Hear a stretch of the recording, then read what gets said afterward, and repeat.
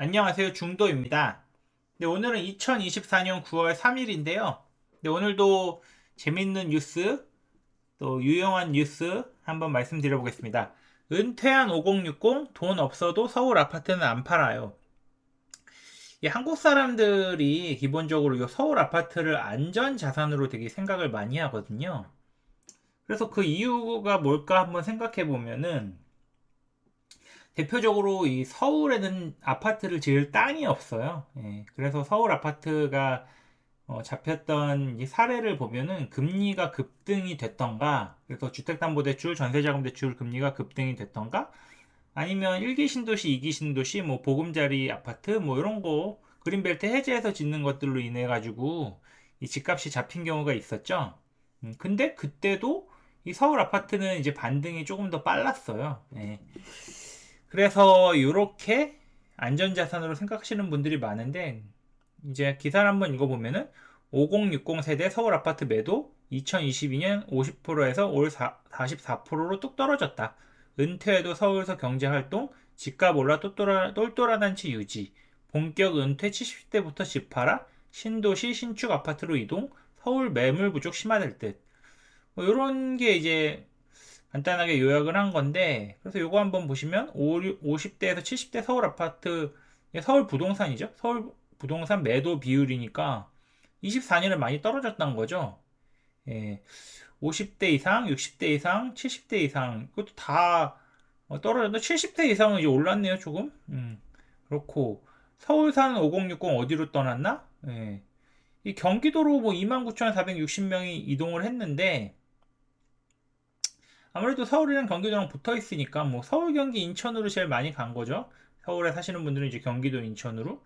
이제 서울, 경기, 인천 수도권은 하나의 숲으로 보면 되는데요. 이제 기사 한번 보시면은 건강수명이 100세라는데 앞으로 돈 들어갈 일이 많겠죠. 몇 년을 더 살지 모르니 서울 아파트를 팔 수가 없어요. 예, 그러니까 기본적으로 이 팔 생각들이 거의 없어요. 이게 언제 파냐면은 진짜 극단으로 갔을 때 팔아요. 제일 마지막에 파는 게 이 서울 아파트거든요. 그래서 서울 부동산 매도자 중 가장 비중이 컸던 5, 60대의 매도가 줄어들고 있다. 보통 5, 60대는 현금을 확보하기 위해 현재 집을 팔고 가격이 낮은 주택으로 이사하는 다운사이징 패턴을 보이는데, 서울 부동산을 보유한 5, 60대 중 지난 2년간 매도보다 보유를 택한 사람들이 많아진 것이다. 이 문재인 정부에서 규제를 굉장히 빡세게 하면서 1주택자를 위한 정책들을 많이 폈죠. 정확하게 다주택자 규제를 많이 했는데, 그러다 보니까 이 똘똘한 한 채가 유행이 됐고, 똘똘한 한 채가 주로 서울에 많다 보니까 이 매도를 이제 안 하게 된 거죠. 그렇게 된 거고, 좀 내려보면은 에헤, 반면 같은 기간 50대에서 70대의 서울 부동산 매수 비중은 큰 변화가 없었다. 60대는 11.9%에서 12.2%로, 70대는 5%에서 4%로 매수 비중이 줄었다. 오히려 50대는 2년 전 22.5%에서 올해 23.3%로 소폭 매수 비중이 늘었다. 그러니까 매수는 그렇게 많지 않은데 지금 매도를 안 한다는 건데, 왜 매도를 안 할까? 퇴직이 본격화되는 50대는 근로소득이 줄고 소득 구성에 변화가 생기는 변곡점이다. 과거에는 은퇴자들이 집을 팔아 현금을 확보하는 흐름을 보였다.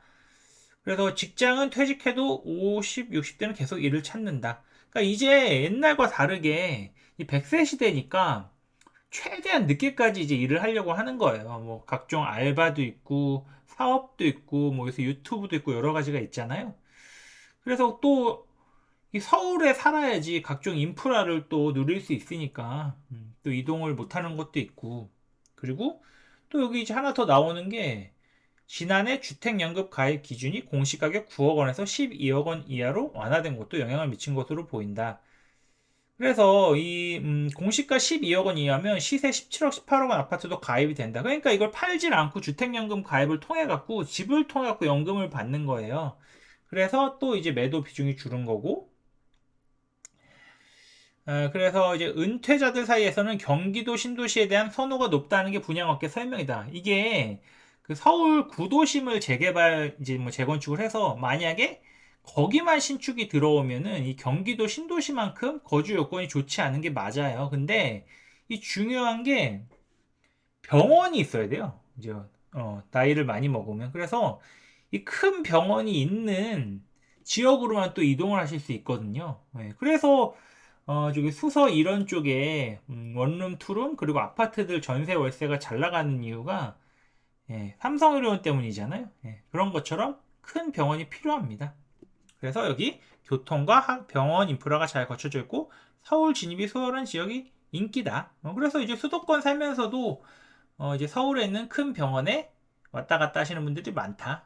그래서 먼저 서울이고 그 다음에 뭐 경기도인데 교통이 편리한 지역이다. 그래서 여기 안전자산이라는 의미인데 요걸 한번 보시면은 이 유주택자, 무주택자 숫자예요. 예, 보시면 유주택자가 전국 기준으로 56.24%고 무주택자가 43.76%인데 이게 지금 3주택자 이상 6.8%? 이거 이제 다주택자 그러니까 유주택자 기준이고 이거 이제 무주택자 기준인데 무주택자가 43.8%잖아요. 그럼 이제 정책을 필 때 이분들한테 유리하게 나올 수밖에 없어요. 그러면 서울에 한 채 있는 분을 건드릴 수 있냐? 이 못 건드린다는 거예요. 왜냐? 타한표니까. 정치인들은 이 지지율이 굉장히 중요하기 때문에 이 표를 무시할 수가 없습니다. 그래서 이 서울 1주택자는 굉장히 안전한 자산이다. 정부에서 정책을 펼 때도 쉽게 건드리기가 힘들다. 이렇게 말씀드리면서 예, 좋아요, 알람 설정, 구독하기까지 부탁드립니다. 감사합니다.